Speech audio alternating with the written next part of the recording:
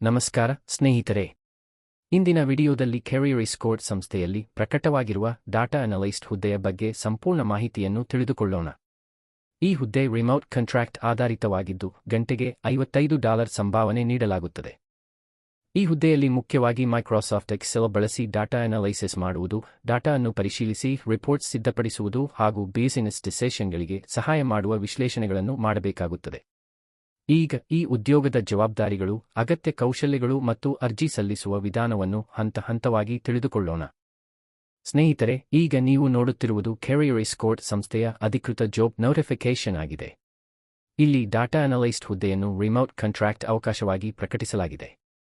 Job description ಪ್ರಕಾರ ಈ ಹುದ್ದೆಗೆ ಗಂಟೆಗೆ ಸುಮಾರು $55 ಸಂಭಾವನೆ ನೀಡಲಾಗುತ್ತದೆ. ಅರ್ಜಿ ಸಲ್ಲಿಸುವ ಮೊದಲು ಜಾಬ್ ಡಿಸ್ಕ್ರಿಪ್ಷನ್ ಅನ್ನು ಸಂಪೂರ್ಣವಾಗಿ ಓದಿ. ನಿಮ್ಮ ಅನುಭವ ಮತ್ತು ಕೌಶಲ್ಯಗಳು ಈ ಹುದ್ದೆಗೆ ಹೊಂದಿಕೆಯಾಗುತ್ತವೆಯೇ ಎಂದು ಖಚಿತಪಡಿಸಿಕೊಳ್ಳಿ. ಈ ಉದ್ಯೋಗಕ್ಕೆ ಬೇಕಾಗಿರುವ ಪ್ರಮುಖ ಜವಾಬ್ದಾರಿಗಳು ಯಾವುವು ಎಂಬುದನ್ನು ಈಗ ನೋಡೋಣ. ಈ ಹುದ್ದೆಯಲ್ಲಿ ನಿಮ್ಮ ಪ್ರಮುಖ ಜವಾಬ್ದಾರಿಗಳು ಮೈಕ್ರೋಸಾಫ್ಟ್ ಎಕ್ಸೆಲ್ ಬಳಸಿ ಡಾಟಾ ಅನಲೈಸಿಸ್ ಮಾಡುವುದು. ವಿವಿಧ ತಂಡಗಳಿಂದ ದೊರೆಯುವ ಡಾಟಾ ಅನ್ನು ಪರಿಶೀಲಿಸಿ, ಅದರಲ್ಲಿರುವ ತಪ್ಪುಗಳನ್ನು ಸರಿಪಡಿಸಿ ಮತ್ತು ಡಾಟಾ ಸರಿಯಾಗಿರುವುದನ್ನು ಖಚಿತಪಡಿಸಿಕೊಳ್ಳಬೇಕು. ಅದರ ಜೊತೆಗೆ ರಿಪೋರ್ಟ್ಸ್ ಹಾಗೂ ವಿಜುವಲೈಸೇಷನ್ಸ್ ಸಿದ್ಧಪಡಿಸಿ ಬಿಸಿನೆಸ್ ತಂಡಕ್ಕೆ ಸುಲಭವಾಗಿ ಅರ್ಥವಾಗುವ ರೀತಿಯಲ್ಲಿ ಮಾಹಿತಿಯನ್ನು ಪ್ರಸ್ತುತಪಡಿಸಬೇಕು. ಡೇಟಾಯಲ್ಲಿರುವ ಟ್ರೆಂಡ್ಸ್, ಪ್ಯಾಟರ್ನ್ಸ್ ಮತ್ತು ಅಪೋರ್ಚುನಿಟೀಸ್ ಅನ್ನು ಗುರುತಿಸಿ ಬಿಸಿನೆಸ್ ಡಿಸಿಷನ್ಗಳಿಗೆ ಸಹಾಯ ಮಾಡುವ ವಿಶ್ಲೇಷಣೆಗಳನ್ನು ನೀಡುವುದು ಕೂಡ ಈ ಹುದ್ದೆಯ ಪ್ರಮುಖ ಜವಾಬ್ದಾರಿಯಾಗಿದೆ. ಈ ಉದ್ಯೋಗಕ್ಕೆ ಅರ್ಜಿ ಸಲ್ಲಿಸಲು ಮೊದಲು ಜಾಬ್ ಡಿಸ್ಕ್ರಿಪ್ಷನ್ ಅನ್ನು ಸಂಪೂರ್ಣವಾಗಿ ಓದಿ.